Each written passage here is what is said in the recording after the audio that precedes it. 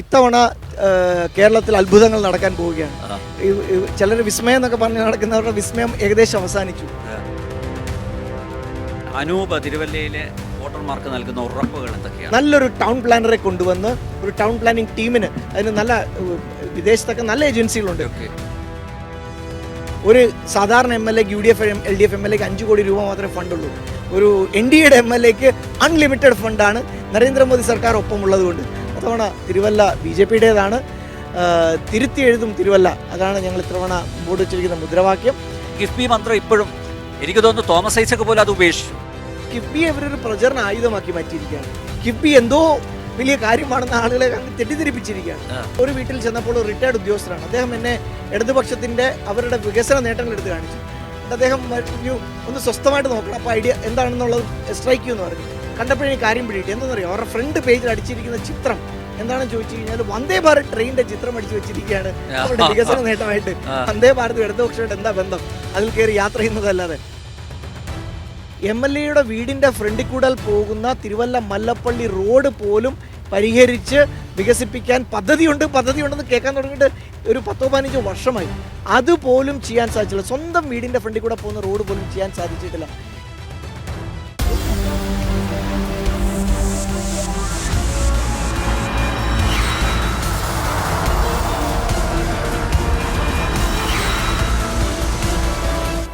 നമസ്തേ. തിരുവല്ല നിയോജക മണ്ഡലത്തിലെ NDA സ്ഥാനാർത്ഥി അനൂപ് ആന്റണിയാണ് ഇന്ന് ഞങ്ങളോടൊപ്പം അതിഥിയായിട്ടുള്ളത്.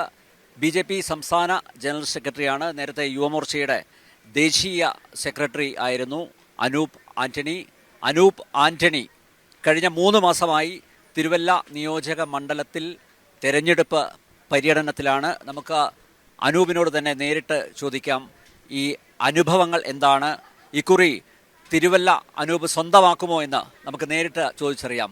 3 മാസം മുമ്പ് തന്നെ സജീവമായി ഇറങ്ങിക്കഴിഞ്ഞു. അപ്പോൾ തന്നെ ഏകദേശം ഒരു പൾസ് മനസ്സിലായി കാണുമല്ലോ. 3 മാസമല്ല, സത്യം പറഞ്ഞാൽ ഞാൻ കുറേ നാളുകളായി.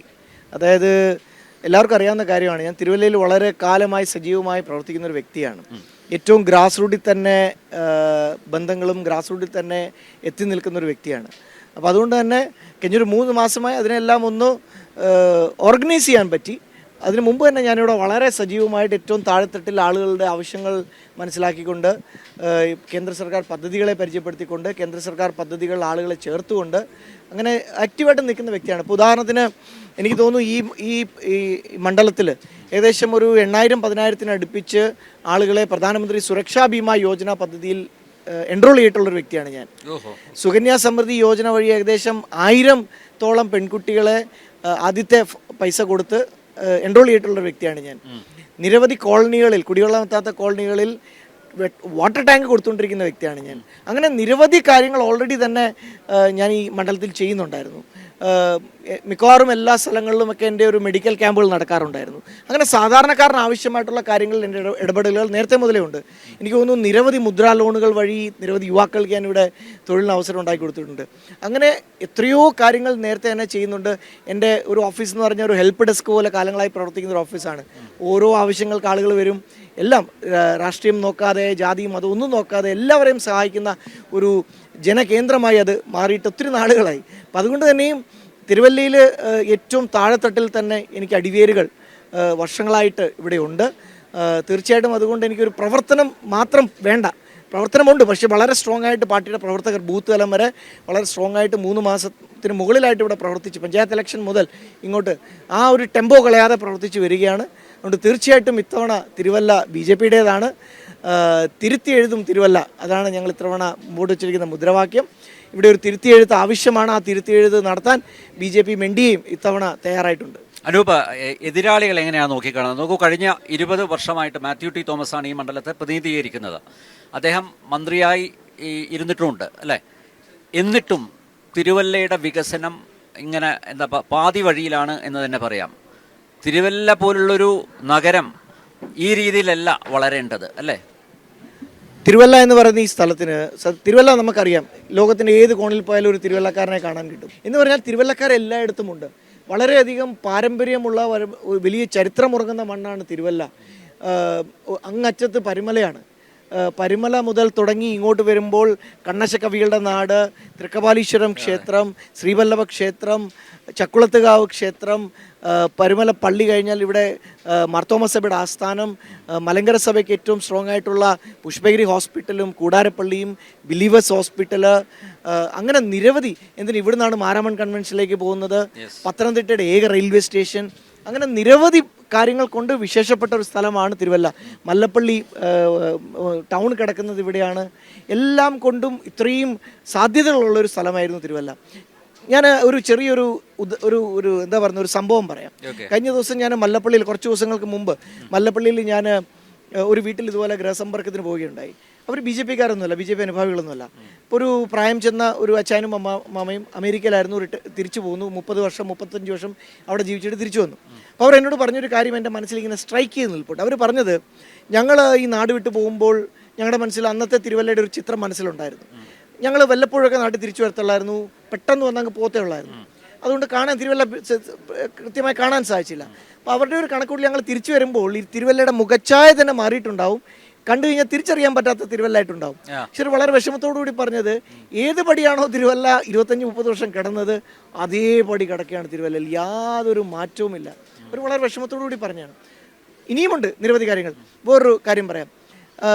എന്നോട് കഴിഞ്ഞ ദിവസം ഒരു ഇടതുപക്ഷക്കാരൻ ഇതുപോലെ വളരെ മനസ്സുകൂർന്ന് സംസാരിച്ചപ്പോൾ അദ്ദേഹം പറഞ്ഞത്, MLA-യുടെ വികസന നേട്ടങ്ങൾ 20 വർഷമാണ് അദ്ദേഹം ഇവിടെ MLA ആയിട്ടിരുന്നത്. 20 വർഷം എന്ന് പറഞ്ഞാൽ ചെറിയ കാലയളവല്ല. 20 വർഷം കൊണ്ട് ഒരു കുഞ്ഞ് വലുതായി ഒരു യുവാവാവേണ്ട പ്രായമാണ് 20 വർഷം. ഒരു സ്ഥലത്തിന് ഒരു പുതിയതായിട്ട് തുടങ്ങിയാൽ പോലും ആ മണ്ഡലം വികസിക്കാൻ 20 വർഷം വലിയ കാലയളവാണ്. ഒരു MLA-ക്ക് ഒരു വർഷം കിട്ടുന്ന ഫണ്ടെന്ന് പറഞ്ഞാൽ 5 കോടി രൂപയാണ്.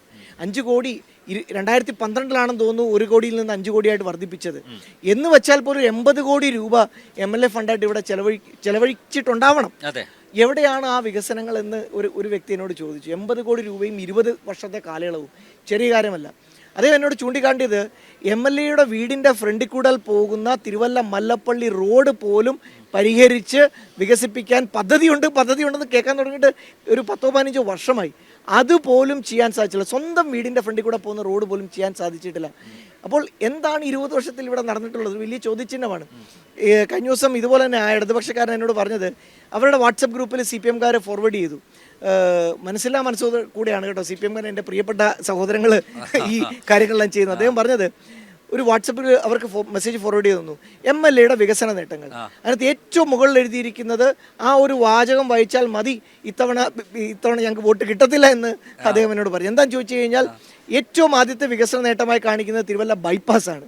ഈ തിരുവല്ല ബൈപ്പാസിനെ കുറിച്ച് ഒരു ചെറുപ്പക്കാരൻ എന്നോട് പറഞ്ഞത്, തിരുവല്ല ബൈപ്പാസ് എന്നല്ല വിളിക്കേണ്ടത്, തിരുവല്ലാത്ത ബൈപ്പാസ് എന്നാണ് വിളിക്കേണ്ടത്. എത്ര വർഷമായി ഈ സിഗ്നൽ കുരുക്കിൽ കിടക്കുന്ന ഒരു ബൈപ്പാസ് എന്ന് പറഞ്ഞാൽ ആളുകളുടെ യാത്ര സുഗമമാക്കാൻ വേണ്ടിയിട്ടാണ്. ആ ബൈപ്പാസിൽ 6-7 സിഗ്നലുകളായി കുരുക്കിൽ കിടക്കുന്ന ഒരു ബൈപ്പാസ്, അതുപോലും പരിഹരിക്കാൻ സാധിച്ചിട്ടില്ല. അതുകൊണ്ട് പറഞ്ഞത്, ഈ ഒരു ബൈപ്പാസിൻ്റെ കാര്യം പറഞ്ഞാൽ ഉള്ള വോട്ട് കൂടി പോകുമെന്നാണ് അദ്ദേഹം പറഞ്ഞത്. ഇതാണ് തിരുവല്ലയുടെ നേർചിത്രം. തിരുവല്ലയിൽ വീടുകളില്ലാത്ത എത്രയോ പാവങ്ങൾ താമസിക്കുന്ന സ്ഥലമാണ്. ആനിക്കാടും മല്ലപ്പള്ളിയിലും കുന്നന്താനത്തും കല്ലുപാറയിലും ഒക്കെ കുടിവെള്ളം എത്താത്ത എത്രയോ സ്ഥലങ്ങൾ. ആനിക്കാട് ഉദാഹരണം പറയാം. ആനിക്കാട് അങ്ങേയറ്റത്തെ സ്ഥലമാണ്. എന്നോട് അവിടെ ചെല്ലുമ്പോൾ അവിടുത്തെ ആളുകൾ പറയുന്നത്, ഇവിടുത്തെ MLA പറയുന്നത്, നിങ്ങളുടെ വോട്ട് കൊണ്ടല്ല ഞാൻ ജയിച്ചതുകൊണ്ട് നിങ്ങളുടെ വോട്ട് എനിക്ക് വേണ്ട എന്ന് വരെ പറഞ്ഞിട്ടുണ്ടെന്നാണ് ആനിക്കാടരോട് പറഞ്ഞത്. എനിക്കറിയില്ല. അപ്പോൾ അവർ പറയുന്നത്, ഞങ്ങളുടെ അവിടെ ഒരു കുടിവെള്ള പദ്ധതി എത്രയോ കാലങ്ങൾക്ക് മുമ്പ് ഒരു കുടിവെള്ള പദ്ധതി സർക്കാർ കൊണ്ടുവന്ന് ഇപ്പം തുടങ്ങുമെന്നും പറഞ്ഞ് റെഡിയായിരിക്കുകയാണ്.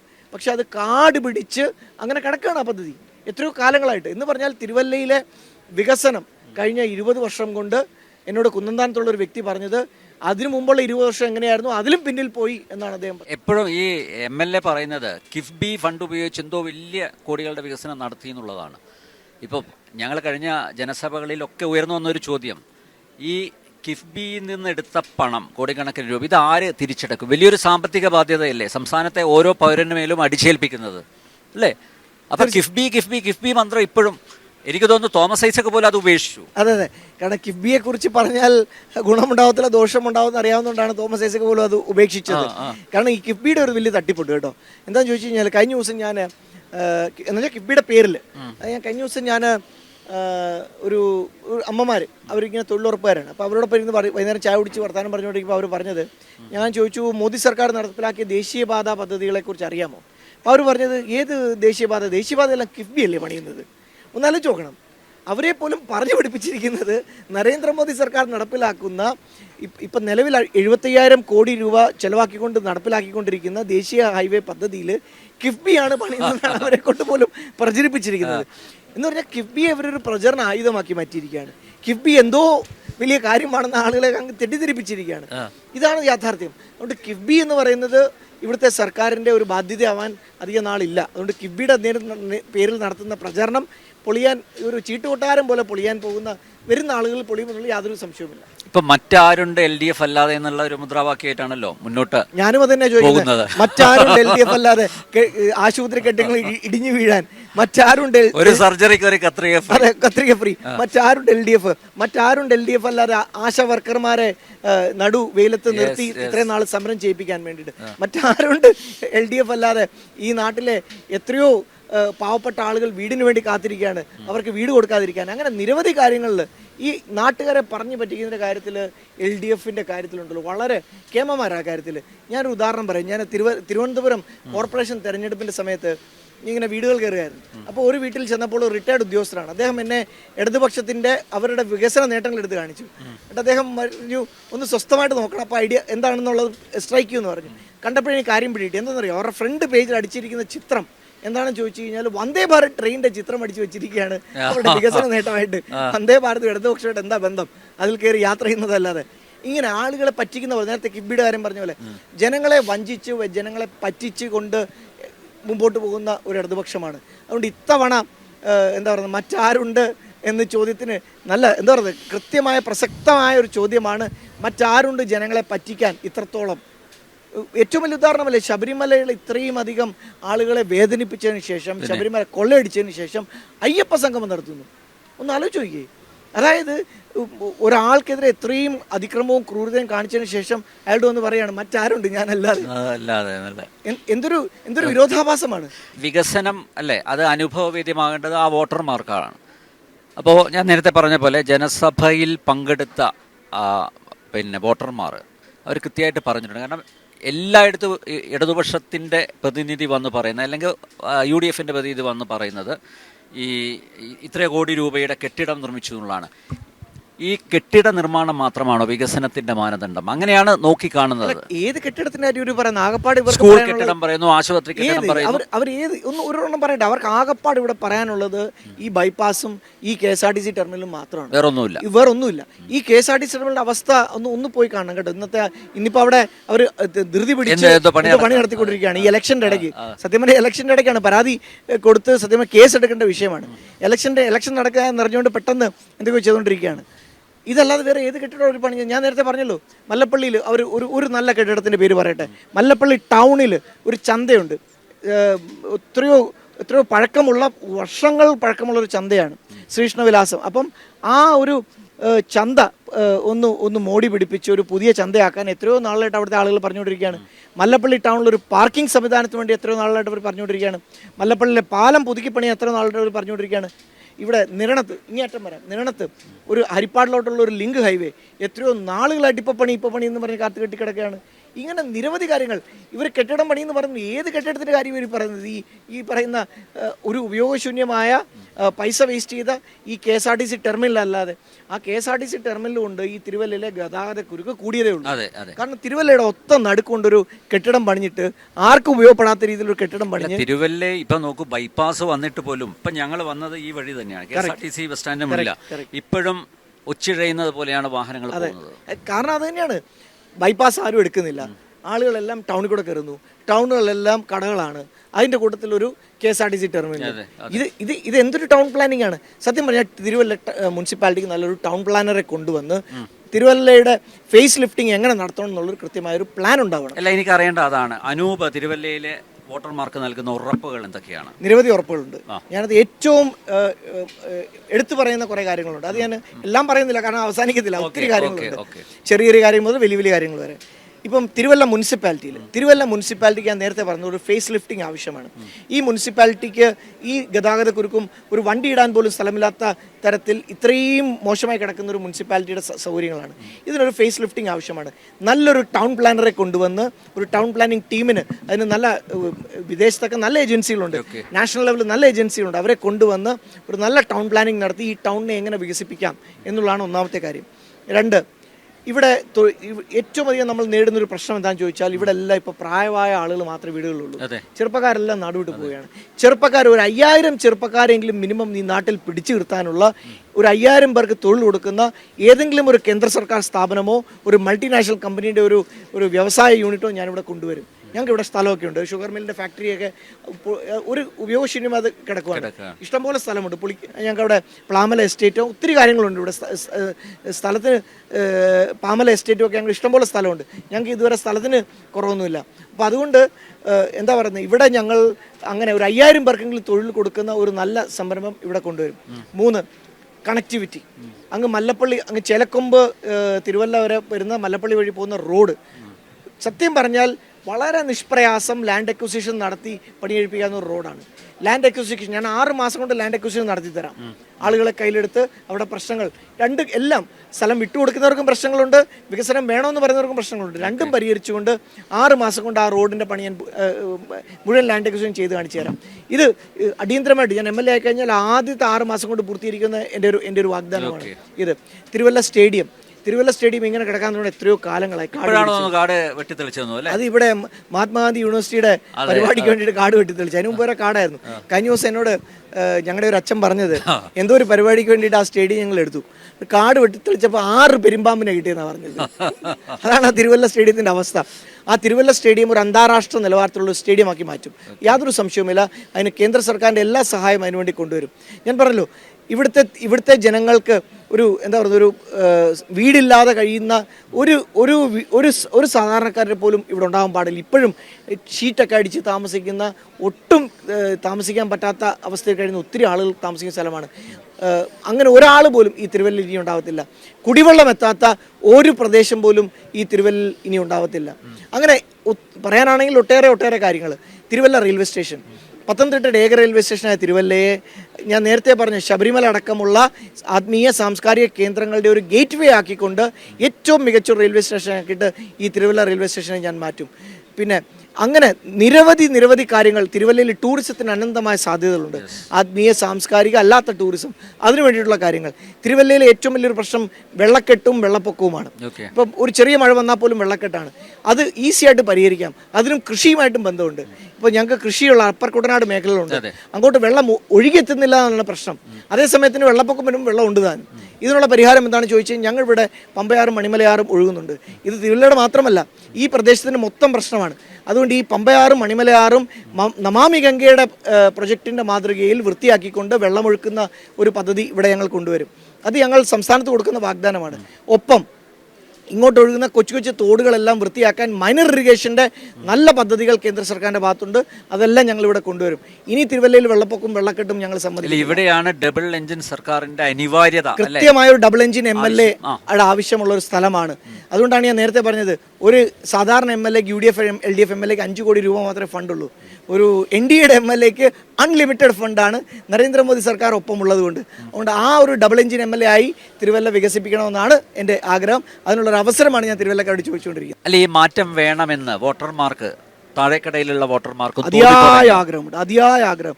ഞാൻ പോകുന്നിടത്തെല്ലാം ആളുകൾ എന്നോട് പറയുന്നത്, മോനെ ഇത്തവണ മാറ്റം കൊണ്ടുവരണം, ഇത്തവണ ഞങ്ങൾക്ക് മാറ്റം കൊണ്ടുവരണം. മാറ്റം മാത്രമല്ല, കയറ്റവും കൊണ്ടുവരണം എന്നാണ് അവർ പറയുന്നത്. തിരുവല്ലയിൽ ഒരു വികസനം കൊണ്ടുവരാൻ ഏറ്റവും മികച്ച സാധ്യത ഞങ്ങൾക്ക് NDA കൊണ്ട് മാത്രമേ സാധിക്കുമെന്ന് ജനങ്ങൾക്കറിയാം. അതൊരു യാഥാർത്ഥ്യമാണ്. കാരണം ഞാൻ നേരത്തെ പറഞ്ഞില്ലേ, കേന്ദ്ര സർക്കാരിൻ്റെ പിൻബലം കൂടി ഉണ്ടെങ്കിൽ തിരുവല്ല നമുക്ക് ഏത് രീതിയിൽ വികസിപ്പിക്കാൻ സാധിക്കുമെന്ന് ജനങ്ങൾക്ക് കോമൺ സെൻസ് ഇല്ലേ. എത്ര കാലമായി, ഞാൻ നേരത്തെ പറഞ്ഞു 20 വർഷമായി അവർ കാത്തിരിക്കുകയാണ്. തിരുവല്ലയിലെ ജനങ്ങൾക്ക് വികസനം കൊണ്ടുവരാൻ ഏറ്റവും ബെസ്റ്റ് ചോയ്സ് NDA ആണ്. ഇതിനകത്ത് യാതൊരു സംശയമില്ലെന്ന് തിരുവല്ല ജനങ്ങൾക്കറിയാം. അതവരെന്നോട് ആത്മാർത്ഥമായിട്ട് പറയുന്നുണ്ട്. എന്നോടൊപ്പം ഇത്തവണ തിരുവല്ലയിലെ ജനങ്ങളുണ്ട്. പിന്നെ പ്രത്യേകിച്ച് ഇവിടുത്തെ യുവാക്കൾ ഒരു വലിയ വോയിസാണ്. തിരുവല്ല യുവാക്കൾ ആഗ്രഹിക്കുന്നത് ഒരു യുവ നേതൃത്വമാണ് തിരുവല്ലയെ നയിക്കേണ്ടത്. ഞാൻ എപ്പോഴും പറയുന്ന ഒരു ഇംഗ്ലീഷ് വാചകമുണ്ട്.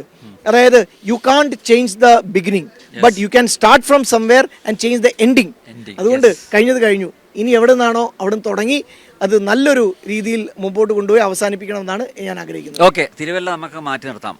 മറ്റ് മണ്ഡലങ്ങളിലെ വിജയ സാധ്യത എങ്ങനെയാണ്? BJP സംസ്ഥാന ജനറൽ സെക്രട്ടറി ആയതുകൊണ്ടാണ് ചോദിക്കുന്നത്. തീർച്ചയായിട്ടും സത്യം പറഞ്ഞാൽ തിരുവല്ല മാത്രമാണ് കുറെ ദിവസങ്ങളായിട്ട് എൻ്റെ മനസ്സിലുള്ളത്. എന്നാൽ പോലും ഞാൻ പറയാം, ഇത്തവണ കേരളത്തിൽ അത്ഭുതങ്ങൾ നടക്കാൻ പോവുകയാണ്. ചിലർ വിസ്മയം എന്നൊക്കെ പറഞ്ഞ് നടക്കുന്നവരുടെ വിസ്മയം ഏകദേശം അവസാനിച്ചു. കഴിഞ്ഞ കുറേ ദിവസങ്ങളായിട്ട് അവരുടെ സ്ഥാനാർത്ഥി പ്രഖ്യാപനത്തിൽ തന്നെ നമുക്കത് കാണാൻ സാധിച്ചു. കണ്ണൂരിൽ നടക്കുന്ന സംഭവങ്ങളൊക്കെ നമുക്കറിയാം. അതുകൊണ്ട് ഇത്തവണ അത്ഭുതങ്ങൾ BJPയുടെ ഭാഗത്തു നിന്ന്, NDAയുടെ ഭാഗത്തു നിന്നുണ്ടാവും. തീർച്ചയായിട്ടും നിരവധി MLAമാരെ വിജയിപ്പിച്ചുകൊണ്ട് ഐതിഹാസികമായ ഒരു വിജയമായിരിക്കും ഇത്തവണ BJP നേടാൻ പോകുന്നത്. കാരണം ജനങ്ങൾക്ക് മടുത്തു മതിയായി എന്നുള്ളത് എല്ലാ ജനങ്ങളുടെ നാവിൻ്റെ തുമ്പിലുണ്ട്. അവർ കാണുന്നത് എന്തുകൊണ്ട് കഴിഞ്ഞ ദിവസം എന്നോട് ഒരു വ്യക്തി, അദ്ദേഹം ഒരു കോൺഗ്രസിൻ്റെ ഒരു പഴയ ബ്ലോക്ക് പ്രസിഡന്റ് ആയിരുന്നു. അദ്ദേഹം എന്നോട് പറഞ്ഞൊരു കാര്യം, അതായത് ഇതൊരു യാഥാർത്ഥ്യമാണ്, ഞങ്ങൾ മനസ്സിലാക്കുന്നു. കേന്ദ്രത്തിൽ ഉടനെയൊന്നും കോൺഗ്രസിന് അധികാരത്തിൽ വരാൻ പോകുന്നില്ല. അങ്ങനെയാണെങ്കിൽ ഒരു BJPയുടെ സർക്കാരാണെങ്കിൽ നമുക്ക് കേന്ദ്രവും സംസ്ഥാനവും ഒരേ ഒരു പാർട്ടിയാണ് ഭരിക്കുന്നതെങ്കിൽ ചെയ്യാൻ പോകുന്ന കാര്യങ്ങളുടെ അൺലിമിറ്റഡ് പൊട്ടൻഷ്യൽ അല്ലേ എന്ന് അദ്ദേഹം എന്നോട് പറഞ്ഞു. യാഥാർത്ഥ്യമല്ലേ? ഇതിവിടുത്തെ കോൺഗ്രസ്സുകാരും ഇടതുപക്ഷം എല്ലാവരും മനസ്സിലാക്കുന്നുണ്ട്. അതുകൊണ്ട് ഒരു BJP സർക്കാർ വരണം. കേന്ദ്രത്തിൻ്റെ സഹായത്തോടു കൂടി ഒരു BJP സർക്കാരിന് ചെയ്യാൻ സാധിക്കുന്ന ഒരു ഡബിൾ എൻജിൻ മോഡലാണ് വേണ്ടതെന്നാണ് ഇവിടെ സാധാരണക്കാർക്ക് അറിയാം. അതുകൊണ്ട് ഇത്തവണത്തെ വിജയം BJPയുടേതാണ്. എന്തായാലും അനൂപ് ആന്റണി ആരാണെന്ന് ഇപ്പോൾ എല്ലാവർക്കും അറിയാം. ഇലക്ട്രോണിക്സ് ആൻഡ് കമ്മ്യൂണിക്കേഷൻ എഞ്ചിനീയറിംഗ് ബിരുദധാരിയാണ്. പക്ഷേ ആ മേഖലയിൽ വലുതായിട്ടൊന്നും പ്രവർത്തിച്ചില്ല, പ്രവർത്തിക്കാൻ പറ്റിയില്ല. ഞാൻ സോഷ്യൽ എഞ്ചിനീയറിംഗിലേക്ക്, പൊളിറ്റിക്കൽ എഞ്ചിനീയറിംഗിലേക്ക് കടന്നു നേരത്തെ തന്നെ. പ്രിയപ്പെട്ട പ്രേക്ഷകരെ, പ്രധാനമന്ത്രി നരേന്ദ്രമോദി, അതുപോലെ കേന്ദ്ര ആഭ്യന്തരമന്ത്രി അമിത്ഷാ, അതുപോലെ ഉപരിതല ഗതാഗത വകുപ്പ് മന്ത്രി നിതിൻ ഗഡ്കരി, കേന്ദ്ര ധനകാര്യ മന്ത്രി നിർമ്മല സീതാരാമൻ, അങ്ങനെ കേന്ദ്ര മന്ത്രിസഭയിലെ എല്ലാ മന്ത്രിമാരുടെയും പെറ്റായിട്ടുള്ള ആളാണ് അനൂപ് ആന്റണി. അതുകൊണ്ട് തന്നെ തിരുവല്ലയിൽ നിന്നും അനൂപ് ആന്റണി വിജയിക്കുകയാണെങ്കിൽ കേന്ദ്ര മന്ത്രിസഭയുടെ, കേന്ദ്ര സർക്കാരിൻ്റെ പൂർണ്ണ പിന്തുണ ഇവിടുത്തെ വികസനത്തിന് ഉണ്ടാവും എന്ന കാര്യത്തിൽ യാതൊരു സംശയവുമില്ല. നിങ്ങളൊക്കെ അറിയാത്ത ഒരു അനൂപ് ആന്റണിയുണ്ട്. അനൂപ് ആന്റണിയുടെ ശക്തിയുണ്ട്, അത് മനസ്സിലാക്കുക. അപ്പോൾ എല്ലാ ഭാവങ്ങളും ആശംസിക്കുന്നു. വിജയശ്രീലാളിതനായിട്ട് വീണ്ടും ജനം TVയുടെ ക്യാമറയ്ക്ക് മുന്നിൽ ഇരിക്കുക. MLA ആയിട്ട് ആദ്യത്തെ ഇന്റർവ്യൂ ജനത്തിനൊപ്പമായിരിക്കും. Thank you very much. All the best.